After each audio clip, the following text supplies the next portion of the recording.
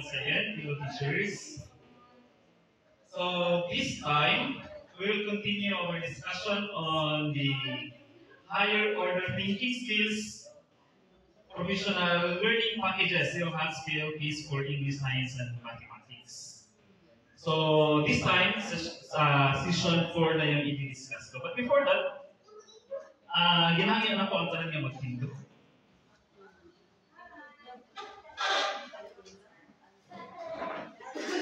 Akato lang sundot, magsayang ginayon. Hindi na kayo, hindi mo magpo-premium.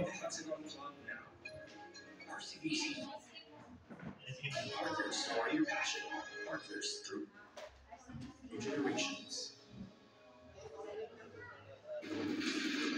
Ayan, sundin lang, sundin.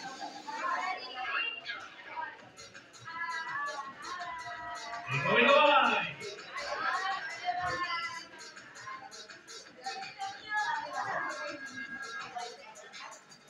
Okay, very good. Go.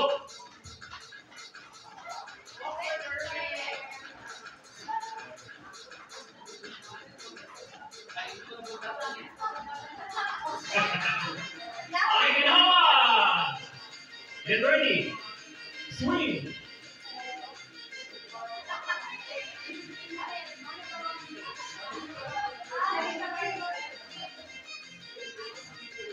Are you okay? Imagine you're a cat.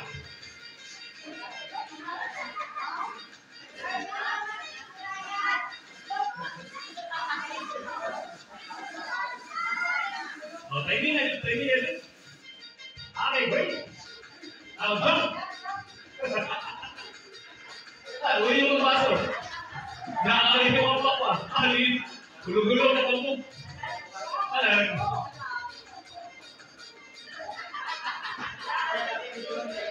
Okay, thank you.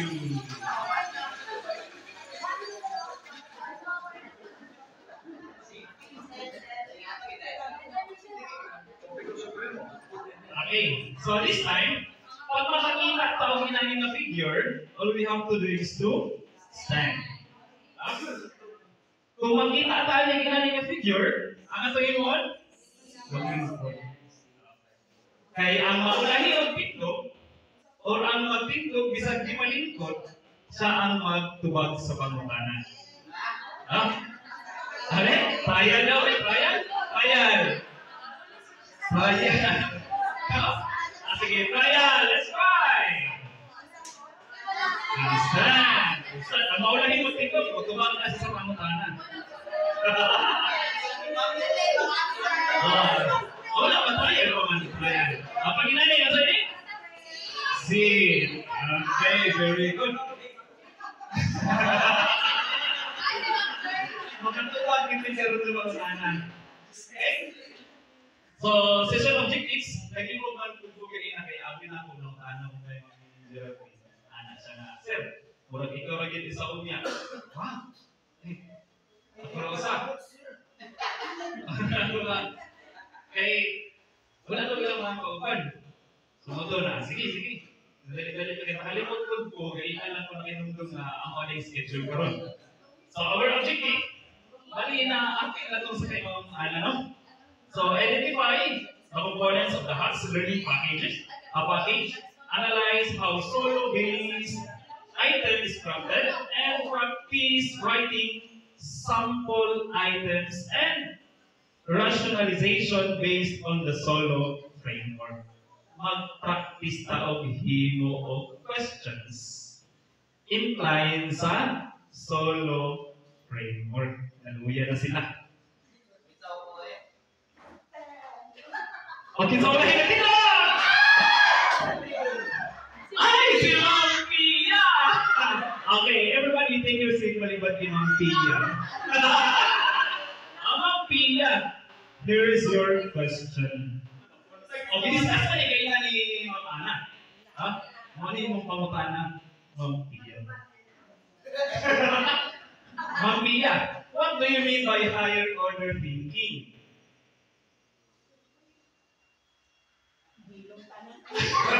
Ma'am Pia, sige Ma'am Pia. Taga-ikog number Ma'am Pia. Taga-ikog number 1 to 5. Number 4. Mag-start to 3. 1, 2, 3, 4! Ma'am Christy! So, ako na naman no. So when we say higher order thinking skill, or also known as HOTS, it is questions na kung saan yung student is ginagamitan talaga nila ng logical and critical thinking skills. So the difference of the higher order thinking and lower is from the word higher, syempre mataas na level, and the lower order thinking skills is just like what Ma'am Ana said, yung kumbaga knowledge and remembering lang. Basic, memorization. That's all. Okay, thank you, Ma'am Christine. Palakpak naman dyan. Okay, bigyan natin ng isang very good clap si Ma'am Christine. Ano ba niya yung very good clap? 3 claps, then 3 pajak, then very good, very good, very good. Okay, ready? Start! Very good, very good, very good. Okay, thank you. So, higher order thinking involves going more than simply recalling facts and repeating back exactly what has been learned. Going more than. Pasobrahan pa. Sabi ni Ma'am Cristina, yung mga lots, yung lower order thinking skill is only remembering, recalling. Tapos sabi natin has, bigyan natin ng yung mga bata to think more than simple recalling. So higher order thinking requires the brain to do something to think. Ako na tagaan ako ang tutong na makahuna-huna dun siya. That is higher order thinking. Building on what the learner has already acquired.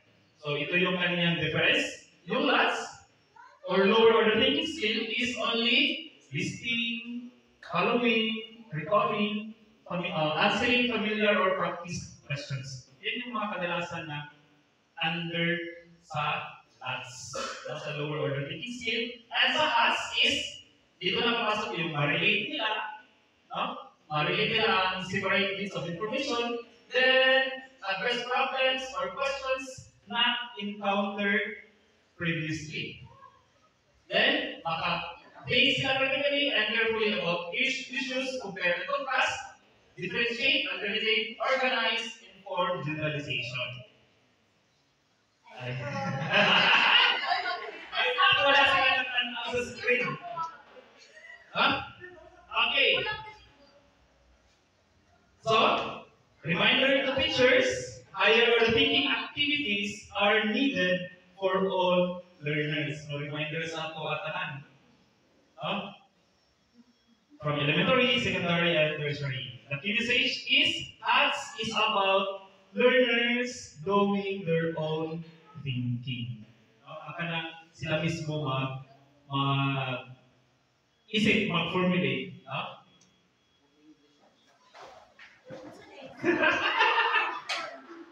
Si Mama, yeah! Sige lang, anak man naman, basta late daw, namin na i-consequence. Mama, yeah!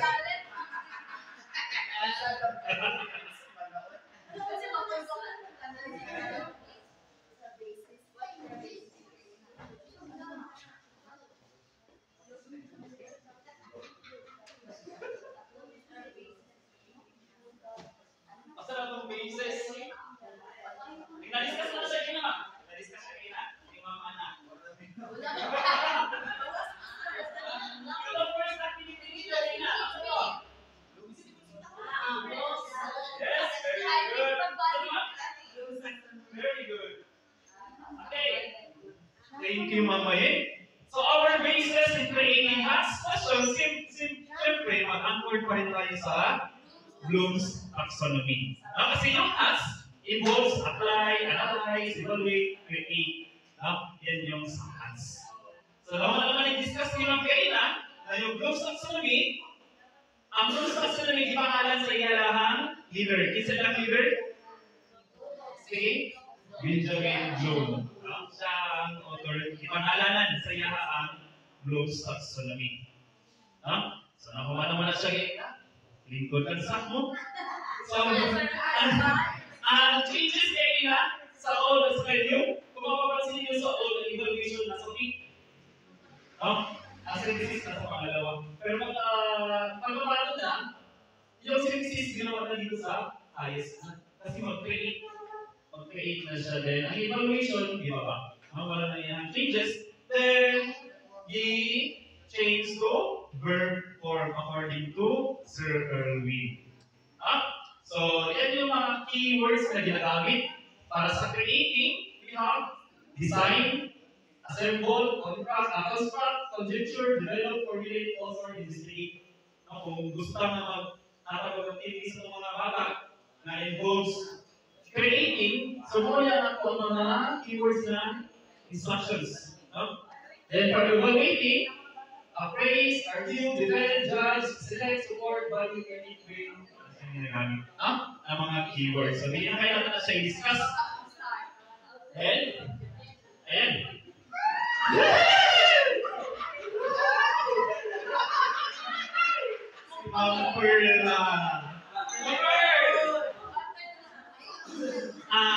Unsa ang buot pasabot sa solo? Solo wedding. Unsa daw ang buot pasabot sa solo? Single 1. Ma'am, give me number from 1 to 10. 1, 2, 3, 4, 5, 6, 7!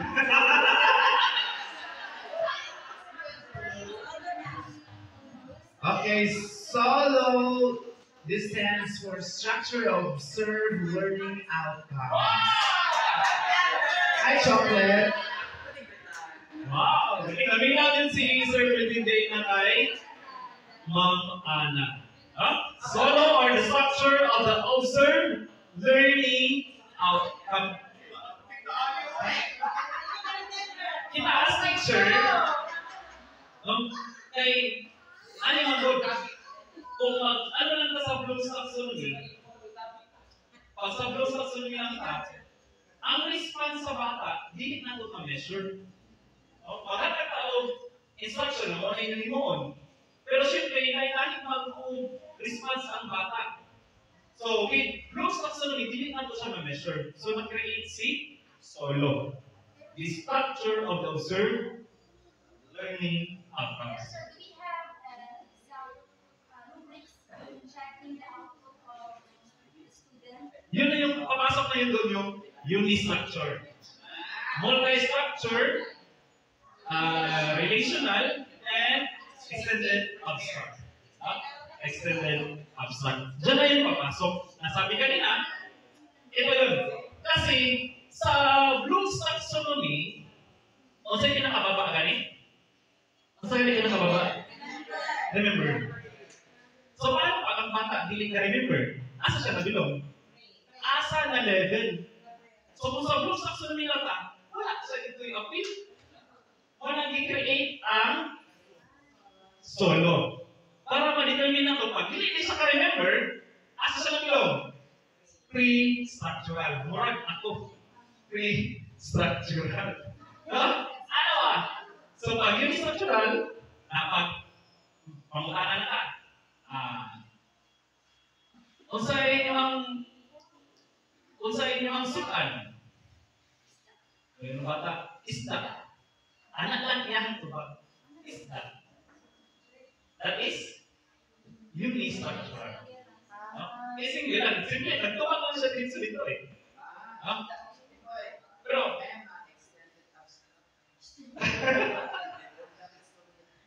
so anak siya. Okay, so let's continue.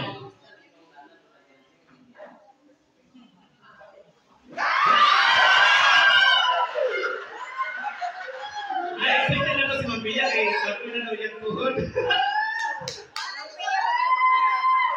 Okay, sa'yo ulahin na dito. Si Sir Norvin. Ang ulahin ng tindot. Okay. Sir, ano yung pangungana, sir? Hi, bright practice daw. So mag-practice pa dyan ko sila and then the word that must practice. Do you think it will rain soon? Okay, do you think it will rain soon? Depending sa climate. When you're going to look at the clouds, when there is a heavy cloud, there will be a probability 90% it will rain. Again,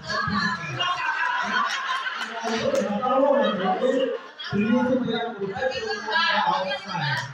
Right? Kung nasa init, again, hindi siya, ulan. Init siya. Probability is 100%. Okay, thank you so much, sir.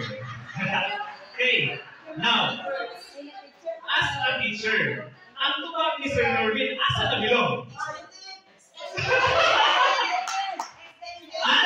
Extended? Over-structural. Okay, ito.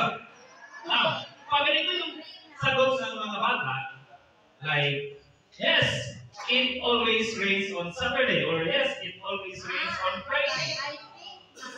So, mabilong siya sa pre-structural. Asa na siya dito? Wala na siya timang-timang, wala na siya nagtanaw sa kalibot. Ha? So, kung unistructural, kailangan na magbigay sa bayan, ihamon na yung isang bayan. Ano na to? Kung nagano ang sunatong pa. Yun yung nato siya. Hindi naman kinulangan. I think it will rain because there are clouds over and they are dark looking and the wind is coming. Multi-structural. Tara na to kasi nakapagay sa extended. So if yan ang pag-guess, I think so the clouds look very dark over there and the wind is getting stronger and the air. So pwede iyan this time, iyan di-relate ang kagahapon sa temperature o ang karon. Iyan di-relate. Magulan siguro kahapon ulan man, hinahali ang panahon. Nasa relation sa duha ka data. Iyan di-relate. Yes, comparison. Nasa yung comparison. So, mahulog siya sa relational. Kung extended, yes, on the weather conditions seem to point to more rain, dark clouds, and winds to southwest. However, it is really the dry season and it might not happen as the same conditions happened last week and no rain occurred. Kumbaga, nag-think pa siya o halimbawa, di mahitabo. Ang nahitabo sa mga kanta, halimbawa, musang. So that is extended abstraction. Sa multi. Okay. Sir Norvin, multi-level pa lang daw. So, ayan. So, pre-structural, wala pa yun. Unistructural, ito yung mga keywords na ginagamit natin. Define, identify, do simple procedure. Mga walang ginaan sa unistructural. Pag inaanak pa lang mga kaya sa bata, so ang level sa bata naman is unistructural. So, multi-structural, kung kaya na niya define. Mag-describe, mag-list, do algorithm combine. Kumbaga, kabalo na siya mag-solve. Ano ba? Mag-solve siya o linear equation. Kabalo na siya mag-solve hangtod sa equation. Dapat pa lang siya kuto. Kabalo pa lang siya mag-solve. So most of our students, inanak pa lang yun. Sa multi-structural. Then, relational, compare, sabi niyo na, compare, contrast. Explain process, sequences, classify, analyze, part, code, relate, analogy, apply, formulate questions. So, pag mag-formulate questions, nakapalang gihapon na isa sa relational. So, extended abstract, pag nanasali. Hypothesis, reflect, evaluate, relate, generalize, theorize, and evaluate. Like kanina sabi ni ma'am, kung magluto daw, pag makakreate na siya, iyahang na menu, iyahang na recipe, iyahang dyan ko mismo na recipe, so extended abstract na siya. Okay. So, hacks in practice. Wala na yung upfill. So, this time kasi na tayo sa mathematics. since my task is to introduce the as in practice in mathematics, so this time, mag-solo ka muna. So direction, bend your body to the right. Asa tong right? Asa tong right? Anyway, bend your body to the right. Kapag ang solo level is unistructural. To the left, asa tong left? Ready? Kung multi-structural. Then forward, kung relational. Backward, kung extended abstract. Now, mathematics na itong istoryahan, ha? I-determine na ito if the task given or ang kaya sa bata is nag-belong sa unistructural, multi-structural, relational, and extended abstract. Are we ready? Yes! Question number 1.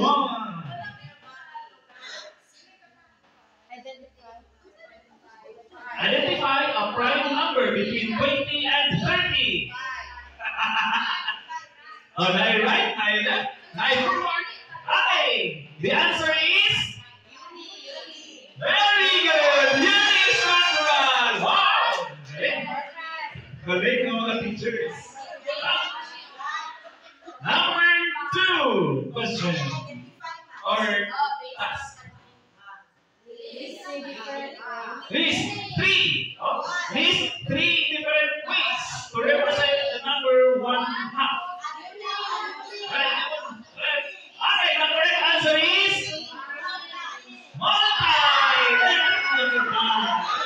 Surgery is correct. Kasi nakalista na siya ilang ways? 3 na ways.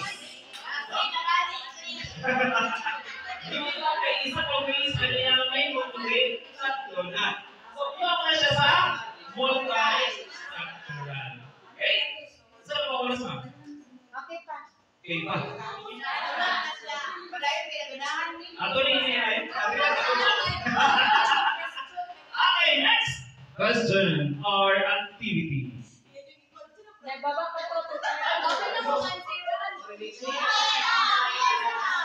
Oh, asa mag-pay mga paglawas? Wow! Galing! Retention! From the word, compare and contrast. Wow! Mas basa mga absorb at mga teachers sa CPI na siya. Alex, ano? Ay! Bantog ba? Ano na wala na? Last away? Eh?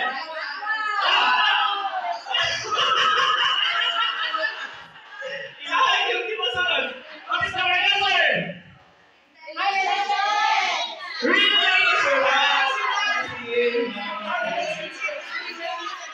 Yes! Relationship between radius and diameter. Okay? Tama na natin. Okay, yan yung about solo. Now, nabala na ba paano i-assess ang bata sa solo?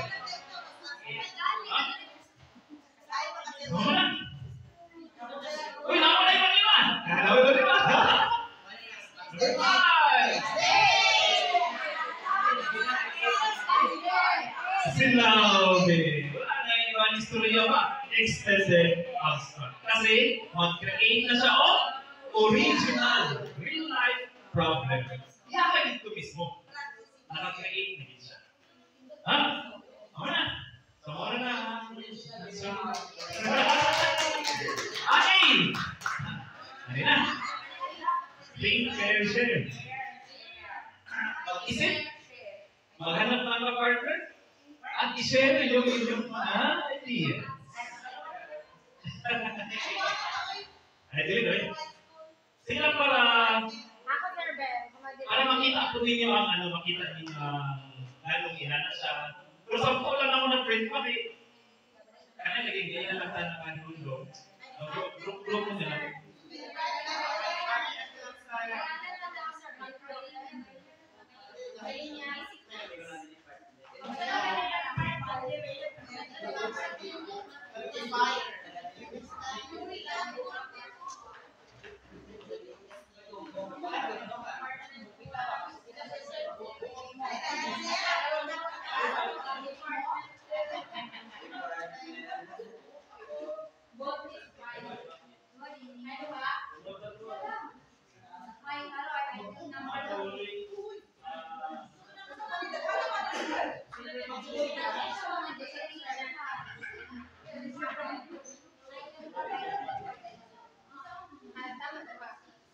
Okay. So, dyan is yung mga example problems in mathematics that involves unistructural and multi-structural.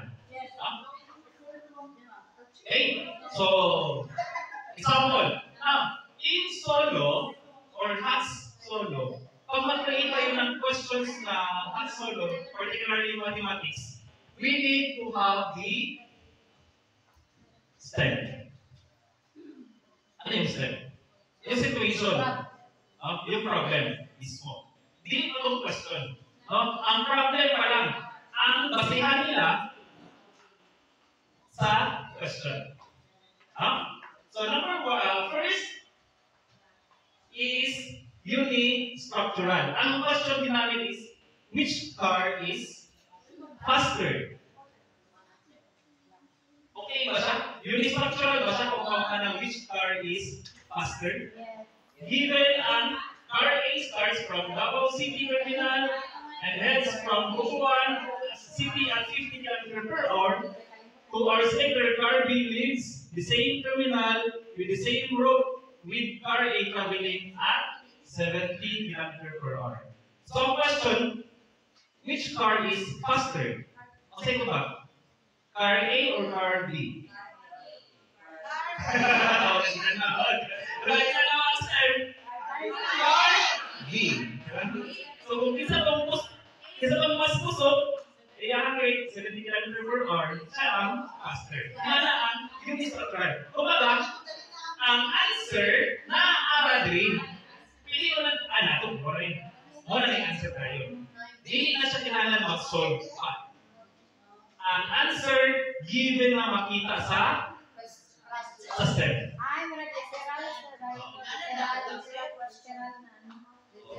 Ang answer, hindi na siya mamili sa step. Hindi na makita ang answer. That is unique stuff. Okay na. Tapos, ayan. So, ang rationalization, this question falls under unistructural solo level. It requires basic understanding of comparing two values, the speed to determine which one is greater. The question does not involve any complex analysis. Wala na yung analysis na nahitabo. Kaya unistructural. Or relationship between variables. Okay? Yung second, ayan. Same pa rin ang step. Next question is multi-structural level question. Sabi dito, how long before car B overtakes car A? How long before car B overtakes car A? So this time, hindi mo makita dito sa step answer. So kailangan ko siya isolve. So gamit ang basta ma-solve pa na siya, pabalo na siya ma-solve, manipulative sa algorithm, under pa na siya sa multi-structural. Ryan, what if minus the answer ni sir? Hour or kilometer? Ano sa? How long? Pag makita pag how long, nung ma-overtake niya, oras din siya. Hour din siya. Okay? So, hinanap ang multi-structural. Now, how about kung relational na? Relational. Ang question kanina. If car C started from the same terminal 1 hour after car D leaves the terminal traveling in opposite direction at 60 km/h. Dugang man siya isa ka questions, no? Isa ka car. Isa pa ka situation. Nagdugang po siya, isa ka situation, bago siya nag-ask of question. Para sa relationship. So, at what distance will car C and car B aparting during the time car D overtakes car A? So, iyahan ang timbang-timbangon itong duha ka situation. For example, hindi sa magdugan for example, nahulog ka sa gapon na relational if, for example, the question is, ilang minuto or ilang oras ang it takes na mag-abot sila.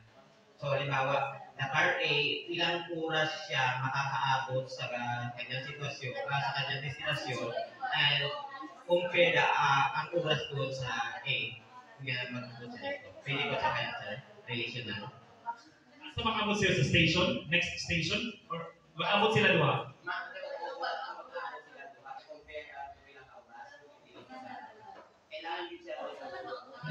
Dili pa nato siya ma-compare kung ang oras kung mag-abot sila duha. Kaya isa ra gyud na ka oras kung na mag-abot sila duha. Pero kung makaabot dito sa destination, pwede na siya. Ano na sir? Pwede na siya mag-relational. Kaya compare naman yung mga. Yes po, yes po. Relational na siya sir. Okay? So ano lang na siya sa mathematics. Hindi man gud nato ma-relate tanan, no? Basta gani. David? Ay, wala na stand. David? Wala na. Okay. So, according to Albert Einstein, education is not the learning of facts, but training the mind to think. So, thank you and goodbye.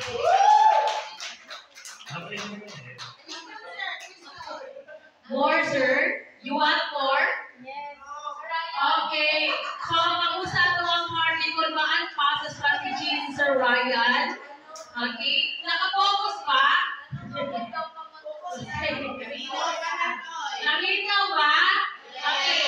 So, sa makita natin, no, grabe ko, na ay kumbaga, strategy or techniques na kakaiba si Sir Ryan, which is, pwede nato i-apply sa tuwang classroom. Kung pwede lang. So, si Sir Ryan, murag isang niya pang international speaker. So, palakpakan natin. So, thank you for sharing your strategies and knowledge for us, sir. So, bigyan natin ng isang Donisha palakpak si Sir Ryan. Are you familiar? Okay, sige. Donisha palakpak. Okay, ano na siya kagot? 1, 2, 3, 1, 2, 3. Very good, very good, very good. Okay, ready? Okay, 1, 2, 3, go. 1, 2, 3, 1, 2, 3. Very good, very good, very good. Okay, so, ma'am, so, Relax lang. okay, so mag-relax sa task.